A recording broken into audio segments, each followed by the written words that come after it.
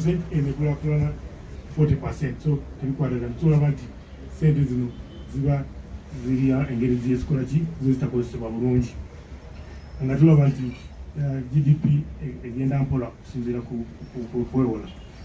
Tulaba nti government expenditure, government ekozesa sente nnyo, alina okutuulamu okulaba nti sente zimakinga ne growth n'engeri gyetukulakulana. Okuva ku ekyo public debt, of course mulimu ebyokuyiga public debt ripoti nene twajjemu just ekyo. Bwe tutuse mu salary, emisaala gy'abakozi ne bateekamu trillioni emu mu bilioni 5.9 mu bilioni 5.9 zonna zaali transferinga SACCOs zaali 1,594 esente zaali za kukola SACCOs ezo 1,586 zi SACCOs. Naye twalabye nti parishes zino sente zigenda mu parishes, waliwo parishes 123 zaali mu budget mwaka ogwa 2022 21-22 zaali 122. Mu 22-23 guno gutulimu gwetugoodikinze zaali 118 zo tezaali budgeted for parishes, zo tezafuna tezirina budget.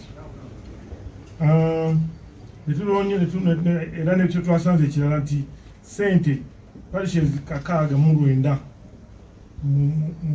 mu gavumenti ez'ebitundu 138 tezafuna sente.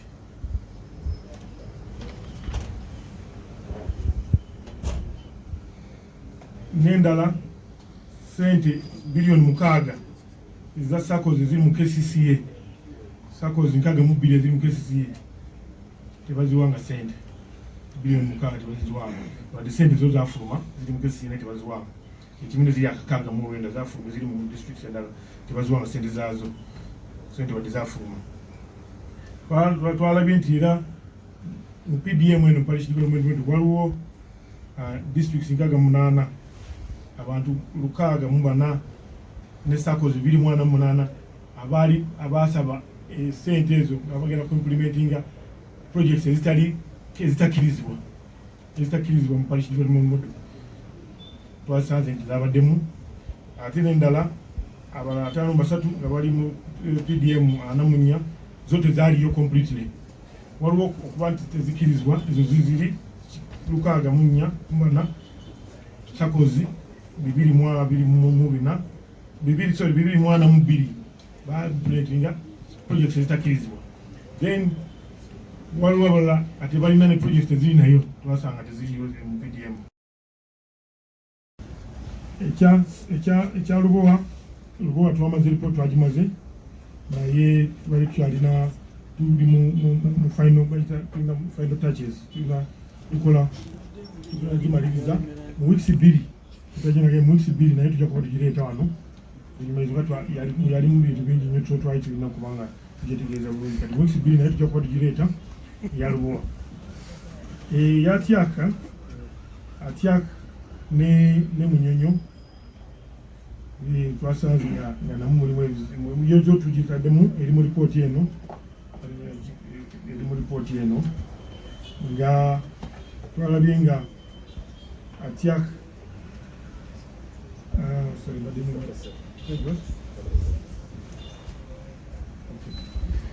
Atiak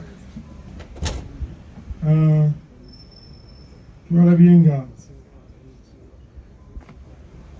tulina Atiak according kusinziira ku ndagaano yaffe ne Atiak gavumenti erina okubeeramu ne bashareholders mu companies nga bali 5, tulina kuba ne board members 5, gavumenti erina okubeerako na 2 naye tulinaku omu yekka tugamba gavumenti kubanga bwe batoli represented ku board nga bakola decisions ezimu ezo temumanya ki kyebakola, so mulina okubanga gavumenti ebeera balaba kyekiriuka, naye tubadde tulina wadde n'akamu. Tofa mu gundi twakateekamu 80 billion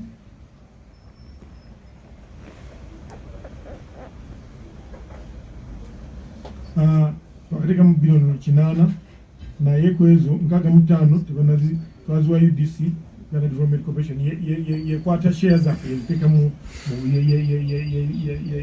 yekiikirira government board ya Atiak UDC Uganda Development Corporation bagiwa sente naye ku ezo 65 zaali zikyali UDC nga tenaziwaayo ekyazirina 65 bilioni 65 tezinaziwaayo. So tulowooza nti ziruddewo. Ekirala twagenda okulaba nti gavumenti yo etaddemu sente zayo 40% tulinamu ebitundu 40 buli 100 mu Atiak.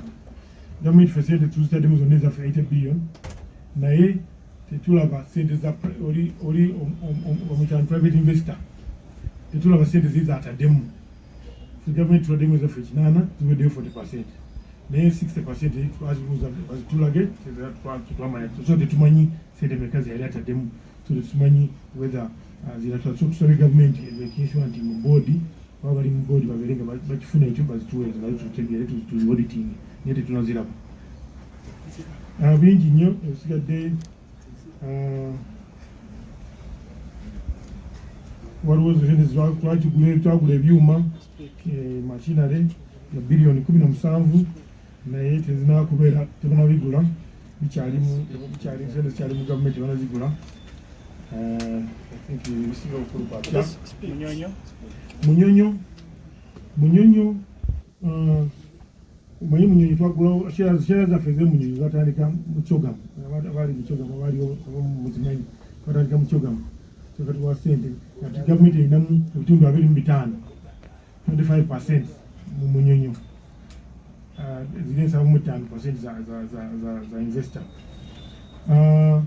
Twateekamu sente bilioni 15 era naye kyekimu nakyo tusanze nga sente ziteekamu zino bilioni 15 zaali za share capital si za investment kati ziriwo zaali za capital twateekamu 15 kati juzi wano waliwo sente zitwaddemu endala nyingi ezokukola nga tugenda mu naamu ndoza mugimanyi mwena twaddemu sente nyingi naye era obuzibu era bwe bumu tusaba nti gavumenti ateekamu twaddemu sente naye ffe tetulaba private investors ateekamu tetumanyi oba zino zonna zafuziba mu gavumenti oba naye ateekamu naye nga teyali alina okuteekamu kinene nnyo okusinga ffe n'okuteekamu 75% tutaddemu 25% kati era twagenda okulaba nga tetulaba zizeeri kubanga siba obukulu gavumenti board teri active nnyo ku board zayo kulaba ki ekigenda mu maaso ani ali kuki ani akola ki nataddemu meka kati ebisinga obukulu byebyo ndowooza ebisinga obukulu ebadde highlights ebisinga byonna biri mu koti ennene eri ndowooza ojja kuba tugifuna nekana akatabo tukabwadde kalimu ebisinga bingi nnyo okusinga ku bino ebyalo bitaddemu. Mwebale nnyo mwebale. Corporations, state enterprises and companies in which government has a controlling interest. The Assistant Auditor General in charge of the Audit Division, Mr. Edward Akol, is going to take lead in the presentation of the findings for audit findings in the year. Thank you. Thank you so much. Stock of 52.4 trillion. This represents an increase of 9.3 trillion, equivalent to 10% compared to 86.8 trillion that was reported in 30th June 2022. I noted that there has been a consistent increase in total debt, as evidenced by an increase of 107% in the 5 years from 2018-19 of 46 trillion to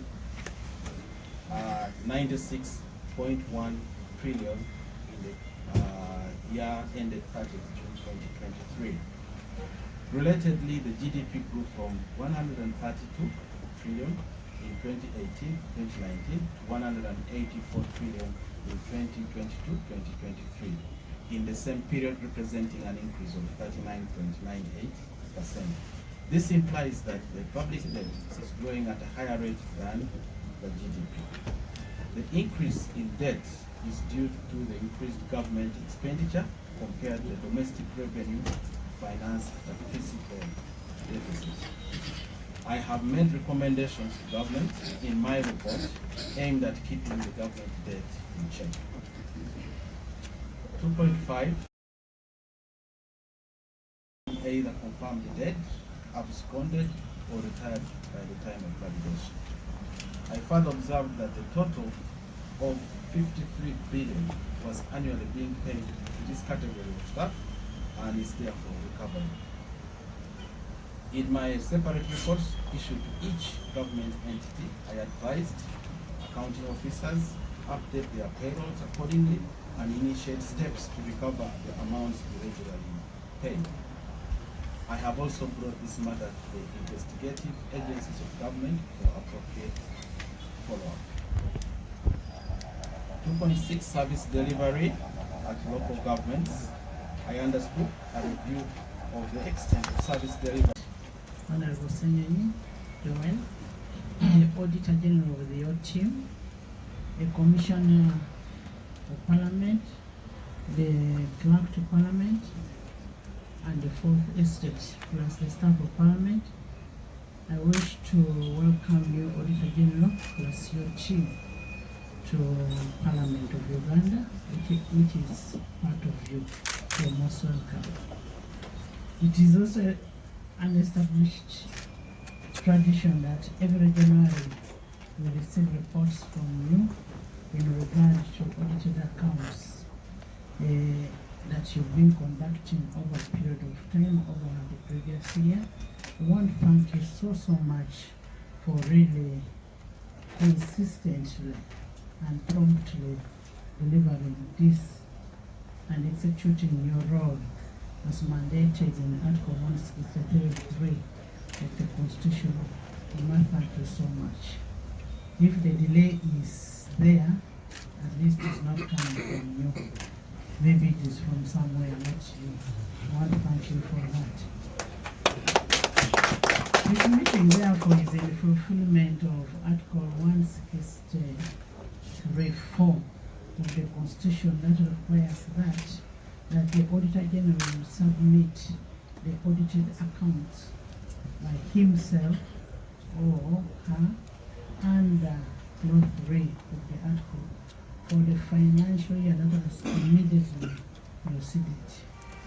The submission of this report marks the beginning of the parliamentary scrutiny, for which I undertake to make sure the timely scrutiny is done.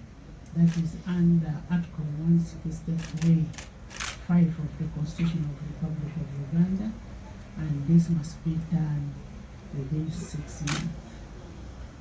And that's why I had to come along with the leader of opposition, because these reports are for the leader of opposition. He's supposed to check government on what has been done, and I'm very happy with your findings. And I want to request your leader of opposition that we are going to hand over these reports to you today, and we pray that we receive reports back within the 6 months. Let's not have any backlog, and let's not continue adopting reports which have not been scrutinized. It shows a vote of no confidence. But I believe you're going to make sure that things work out. And that's why you're here. And this meeting is actually you as the head of the opposition, because these are your reports.